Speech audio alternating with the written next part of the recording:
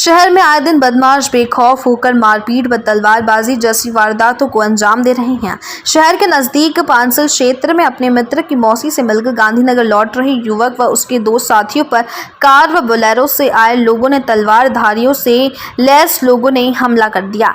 इनमें से मुकुल गुर्जर के हाथ में गंभीर चोट आई, जहां से उसे निजी अस्पताल में भर्ती करवाया गया है। पुलिस के सूत्रों के अनुसार शनि मंदिर के पास आजाद नगर में रहने वाला मुकुल गुर्जर रविवार को अपने दो दोस्तों दिलीप गाडरी व एक अन्य मित्र के साथ समोडी में अपना मौसी से मिलने गया था। ये तीनों लोग अपने घर आजाद नगर लौट रहे थे। इसी दौरान आते समय पांसल के पास बालाजी मंदिर के नजदीक बोलेरो और ब्रिजा गाड़ी से आए लोगों ने इन युवकों को रोक लिया। दोनों वाहनों से आए तलवार व धारियों से लैस युवकों ने मुकुल पर तलवार से वार किया। यह वार मुकुल ने अपने हाथ पर झेल लिया, जिससे हाथ जख्मी हो गया। एएसआई नरुका ने बताया कि मुकुल के चाचा जवाहर नगर निवासी बाबू गुर्जर ने छोटू जाट महादेव बंटी उर्फ राहुल नारायण डालू के खिलाफ रिपोर्ट दी है। पुलिस मामले की जांच कर रही है। मेरी मासी का गया था भैया, आधा घंटा ही रुका था। वहाँ से फिर समोडी गया, वहाँ से खानसा नाके निकले भी हम निकले से पांसल गांव में बैठे। बालाजी का मंदिर था ना भैया, वहाँ मैंने से गाड़ी बंद करी, स्टैंड लगी। जैसे दो गाड़ी थी, एक तो वो क्या बुलेरो थी, एक गाड़ी सिल्वर कलर में थी भैया, उनका नाम नहीं जानता। दो जने का शक्ल जानता हूँ मैं, बाकी सब अन्य थे। एक तो भैया छोटू लाल जाट, एक डालू जाट, महादेव जाट, नारायण जाट, बंटी जाट। छोटू जाट कौन है? छोटू जाट भैया सरपंच कहाँ का? पांसल का? हाँ जी भैया। घटना क्या सारी पांसल की हुई? हाँ जी भैया। जिसके लगी है वो क्या लगता है? वो भैया मेरा दोस्त था। आप वहाँ मौजूद थे? हाँ जी भैया, उनके साथ था मैं, उसके साथ था भैया। तो क्या कितनी लगी उसकी? उसकी देख लो 3 उंगली से यहाँ से कट गई। उंगलियाँ कट गई। हाँ जी भैया। हथियार थे? उनके सबके पास में भैया तरवाले औजार थे। हाँ लगभग भैया देख लो 5-6 जने थे।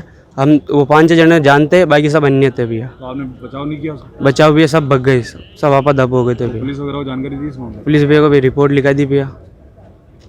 क्या नाम है आपका? मेरा नाम भैया दिलीप गारी। दिलीप गारी। पापा का नाम? पापा का नाम किशन लाल गारी। कौन से गाँव से?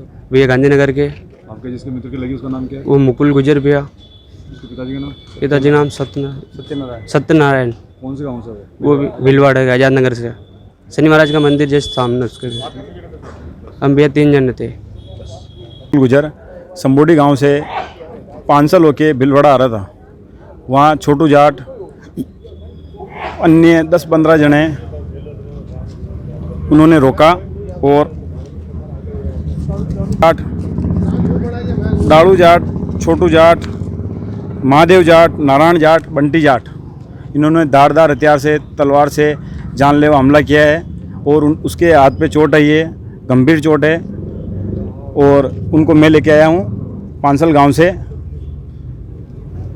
बसिल बांगड़ में अभी इसका इलाज चल रहा है। एमजी भर्ती कराया था, वहाँ से रेफर करा दिया है, अब इलाज चल रहा है और पुलिस कार्य कराई है। क्या नाम आपका? बलवीर गुजर।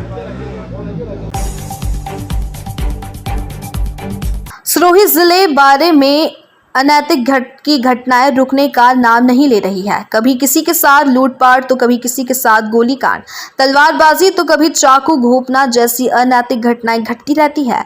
ऐसा ही एक मामला रेवदर तहसील का है, जहां नानाड़ी कस्बे में एक विधवा महिला को असामाजिक तत्वों द्वारा चाकू मारकर हत्या कर दी गई थी। जानकारी के अनुसार नामजद आरोपी कुछ दिनों पूर्व ही जेल से जमानत पर रिहा होकर बाहर आया था। वहीं मृत महिला ने पूर्व में भी कई धाराओं में आरोपी के खिलाफ मुकदमा दर्ज करवा रखा था। मृतक के विधवा महिला आंगनवाड़ी कार्यकर्ता बताई जा रही है। उक्त घटना घटित होने के बाद सूचना पर थाना पुलिस मौके पर पहुंची और शव को कब्जे में लेकर घटना के साक्ष्य जुटाए। शव का पोस्टमार्टम करवाने के बाद शव परिजनों को सुपुर्द किया गया। उक्त संपूर्ण जानकारी रेवदर डीएसपी नरेंद्र सिंह देवड़ा ने दी। जो आइयो कोरे कोरे बेटी अभी तेरा लुगड़ा माते नौकी सोनड़ी आ एड़ी एड़ी है के जी घरे पड़ी है। पसे वगने आवे ने मम्मी रे मोसा माते वो अठाती वो बार ओ ने अठे पड़ी फस जो सड़ता के जब लुगड़ा नोकता चल को ने आ सकू एक तो अठे रोपी अठे रोपी जब आपसी के जब मोप उठती थी जो के जो वो धावा रुकी तो के जो के जो आपड़ी मने जो मार तो पग गए जो बुआ गदू पड़िया ये बस मुँह बेड़ी बंद पड़ी बनी बुआड़ी रे माथे जेने मारी सोनड़ी न वड़ेरी वो मैं पेट में माथे फाड़ दी दूँ तो डॉक्टर साहब बोलावी बेंजीन बोलावी न मैं बाबी वो के लेन जाओ ना दे के बाहर ही कटा करना ये ले आइया वो मारे न नाई गो ये उनकी सासू थी जो आंगनवाड़ी कार्यकर्ता थी और इनको जो हत्यारा है उसकी भी पहचान हो गई है जो सिरोड़ी का रहने वाला है। और रात से ही हमारे ये प्रयास हैं कि हत्यारे को जल्द से जल्द हम गिरफ्तार करें।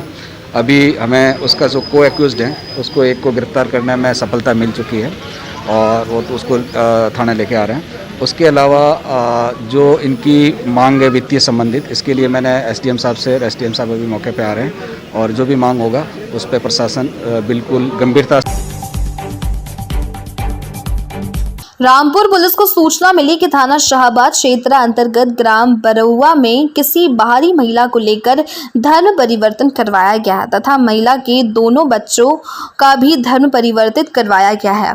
महफूज पुत्र अंजार निवासी ग्राम बरौआ थाना शाहबाद जनपद रामपुर की उक्त महिला के पति से दोस्ती थी। महफूज उन्हें सहारा देने के लिए अपने साथ ले आया तथा धर्म परिवर्तन कराकर गांव के इमाम द्वारा महफूज के साथ उक्त महिला का निकाह करवा दिया। महफूज ने अपने परिजनों के साथ मिलकर शकील से महिला के दोनों बच्चों का खतना करवा दिया। थाना शाहबाद क्षेत्र में एक बाहरी महिला को लाकर उसका धर्म परिवर्तन कराया है। क्या है पूरा मामला?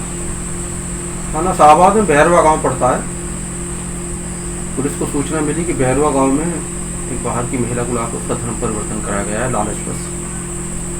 तो इस संबंध में पुलिस द्वारा मुख्य आरोपी उसके और उसके परिजनों के और जो इसमें सहयोगी थे उनके विरुद्ध सुसंगत धाराओं में मुकदमा दर्ज कर लिया गया और 3 लोगों को गिरफ्तार कर लिया गया। आगे की विधिक कार्रवाई की जाए।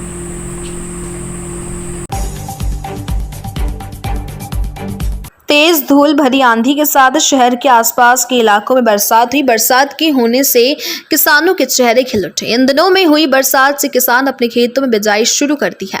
यह बरसात खेती करने वाले किसानों के लिए लाभदायक होती है। बरसात के होते ही किसानों ने अपने खेतों में बाजार, मोठ, गवार, मूंगफली आदि की बिजाई शुरू कर दी। पूर्व में भी हल्की फुल्की बारिश होने से खेतों में हरियाली नजर आने लग गई। जयपुर जिले के देवथला गांव में समस्त ग्राम जनता द्वारा एक विशाल स्वैच्छिक रक्तदान शिविर का आयोजन किया गया। वहीं इस रक्तदान शिविर का गोविंदगढ़ सीओ संदीप सारस्वत ने शुभारंभ किया। इस मौके पर सीओ संदीप सारस्वत ने सामाजिक सरोकार की सराहनीय पहल के तहत स्वयं ने भी रक्तदान किया और आमजन को रक्तदान करने के लिए प्रेरित किया और कहा कि इस कोरोना संकट में लोगों की जिंदगी बचाने के लिए रक्त की एक बूंद किसी के काम आ सकती है। इसलिए अधिक से अधिक लोगों को मिलकर रक्तदान शिविर के इस मुहिम में हिस्सा लेना चाहिए और अधिक से अधिक लोगों को रक्तदान करना चाहिए। वहीं रक्तदान शिविर में लोगों ने बढ़ चढ़कर हिस्सा लिया। देवथला निवाड़ा में जो हमारे युवा साथियों ने, जिसमें वंदे मातरम सेवा समिति और अन्य संस्थाएं शामिल है, इन्होंने ब्लड डोनेशन कैंप जो लगाया है और इसमें हमारे बीएसएफ के अधिकारी असिस्टेंट कमांडेंट श्री राम किशोर जी मीणा का भी अच्छा योगदान रहा है। तो ऐसा जो ब्लड डोनेशन कैंप है वो हमारे क्षेत्र में लगते रहने चाहिए, क्योंकि ये जो कोरोना काल है इसमें जो रक्तदान है उसमें भी कमी आई है, क्योंकि लोग लॉकडाउन के कारण बाहर नहीं निकल पाते हैं। तो मेरा सभी युवाओं से यही आग्रह है कि इस तरह के जो सकारात्मक और रचनात्मक कार्य हम करते रहें।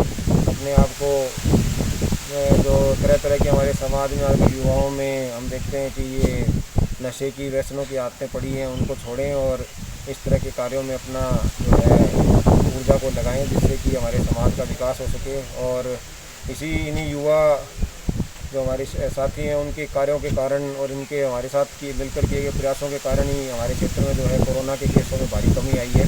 तो इसी तरह हमने आगे भी इस तरह से कार्य करते रहना है और जो हमारी कोरोना से रिलेटेड जो प्रोटोकॉल है उसकी पालना में कोई ढील नहीं देनी है, क्योंकि हमारी ये एक प्रवृत्ति रही है कि जैसे ही ये दूसरी लहर जैसे अब कम होने लगी है तो हम फिर से लापरवाहियाँ बरत रहे हैं। तो इससे तीसरी लहर आने में भी समय नहीं लगेगा।